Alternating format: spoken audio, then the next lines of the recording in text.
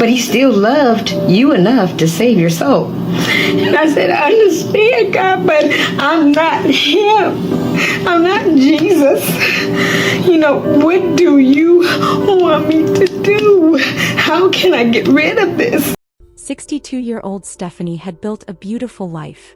Successful business, loving family, and financial security.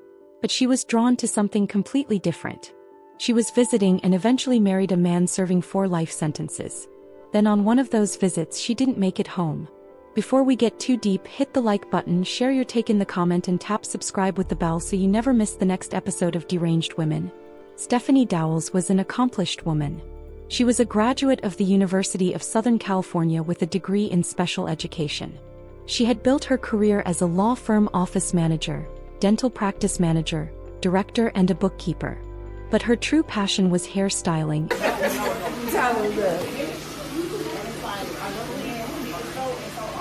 You ain't put no relaxing in there. I know you girlfriend. I was about to say, that's that Ronnie Q good that's coming through.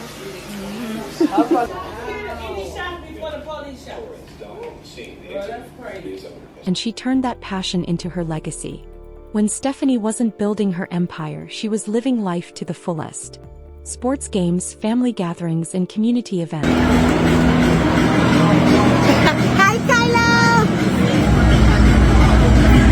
And then Mary Kay and Ricky are right over there. I can't find them. They're really close somewhere. This woman had a calendar that most people half her age would envy. She was the social butterfly with the full heart, especially when it came to her children and grandchildren. Your name, Kylo? Go ahead, spell it for me.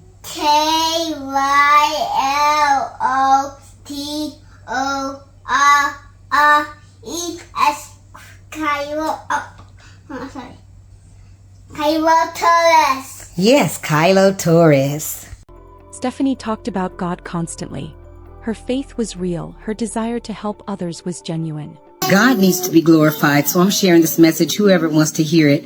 I put out an email to all of our clients just asking to help us with getting a wheelchair for a person that was, a 95-year-old woman who was somewhat abused or neglected, more so. Not abused, but neglected. And she needs a wheelchair to be able to get to the doctor and everything. And I put out an email, and within less than 15 minutes, 2 wheelchairs, got an electric one and a regular one. God is so good, and he deserves all the glory and honor, and I'm so, so grateful for what he does. I love our clientele. They're amazing. She still walked right into danger. Despite all the success and love surrounding her, Stephanie got into a relationship with David Brinson, a man who was serving 4 life sentences.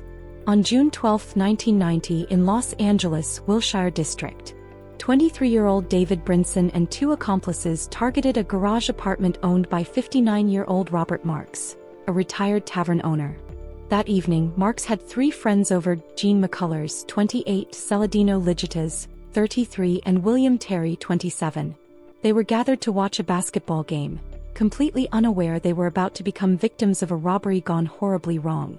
David Brinson and his crew stormed the apartment expecting to get cash and some other stuff. Instead, they didn't find what they were expecting. He forced all 4 men to lie face down on the floor, then ended their lives. Those 4 men tragically lost their lives. By October 1993, David Brinson was convicted on 4 counts of first-degree charges, and was sentenced to 4 consecutive life terms without parole. Somehow, while serving these life sentences, David connected with Stephanie Dowells. They reportedly met before 1996, when Stephanie's son was born. So this was a long-term relationship that developed over decades. Stephanie watched this man from afar, built a connection with him through letters and calls. Stephanie was all in.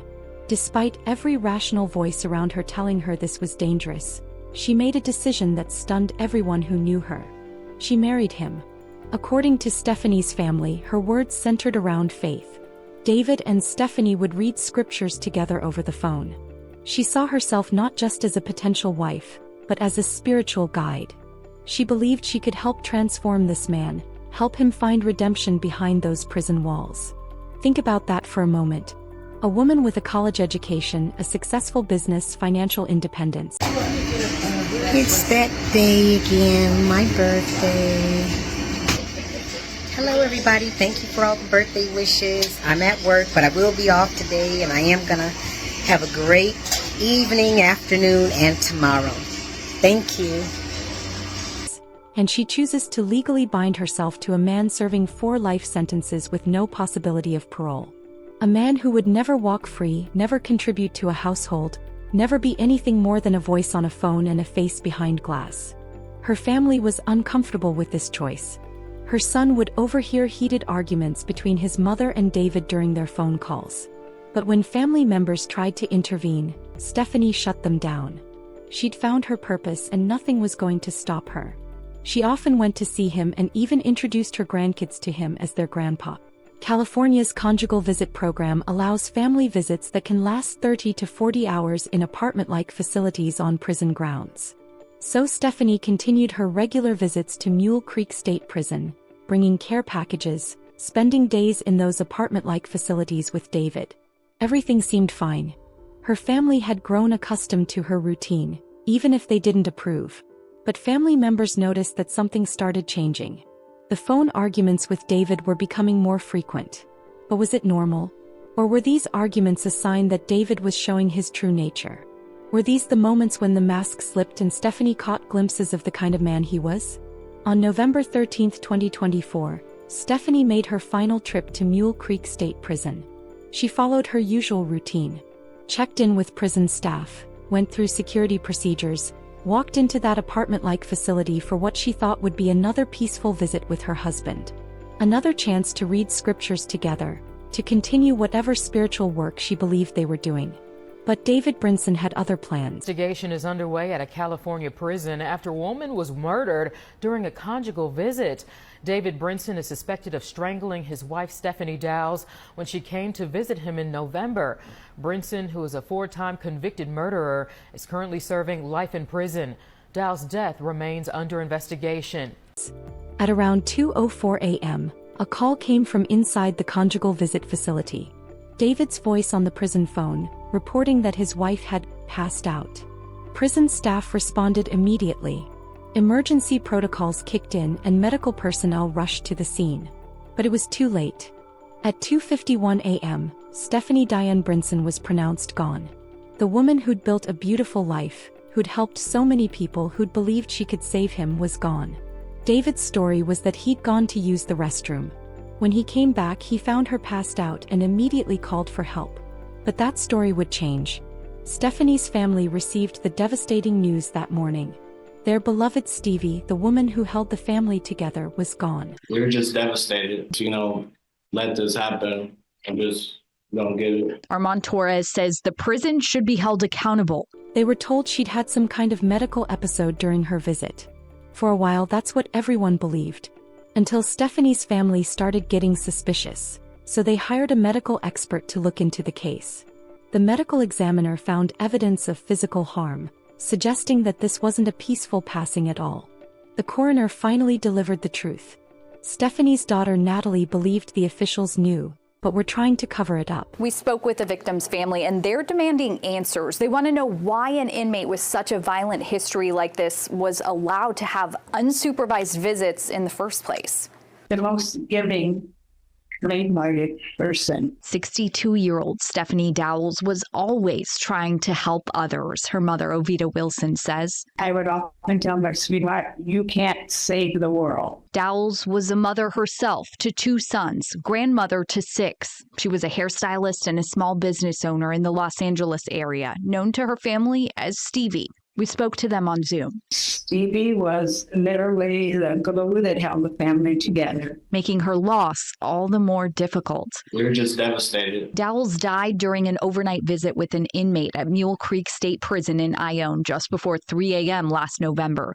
Now, 4 months later, the Amador County coroner confirmed her family's fears, finding the death was a homicide. The coroner says she was strangled. How could they just, let this happen and just don't get it? Armand Torres says the prison should be held accountable. He says his mom was visiting her husband, David Brinson, there. They would read the Bible together. He was in school in there.